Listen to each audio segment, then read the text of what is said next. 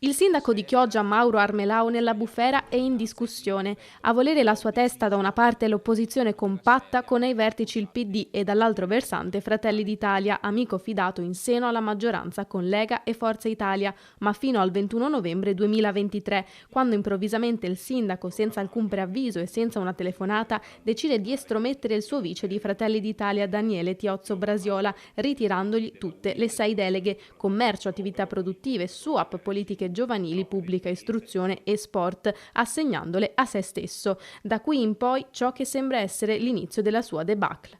Intervengo solo ora, dopo 100 giorni di silenzio, perché sono 100 i giorni che sono passati dall'estromissione del nostro vice sindaco, Daniele Tiozzo Brasiola, dalla giunta di Chioggia e naturalmente poi dall'inizio di una crisi che solo per la capacità e la volontà di Fratelli d'Italia ad oggi non è mai arrivata ad un epilogo tragico. Epilogo che chiede senza mezzi termini il PD con il consigliere Lucio Tiozzo. 100 giorni di blocco totale della vita amministrativa, sto pensando al trasporto pubblico locale, sto pensando alle mense scolastiche, sto pensando alle concessioni demaniali. Per questo noi chiediamo che si dimetta e riporti la città, piuttosto che tenerla in una situazione di stallo, la porti al voto. E Mauro Armelao, dal canto suo, preferisce il silenzio ad ogni dichiarazione. Lunedì prossimo, 4 marzo, sarà il giorno decisivo in cui Fratelli d'Italia chiederà conto sul da farsi a sindaco, Lega e Forza Italia,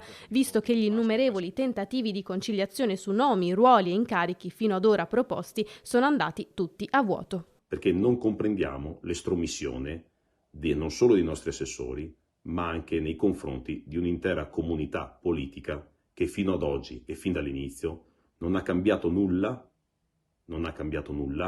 e continua ad essere un alleato corretto ancora oggi, nonostante tutto.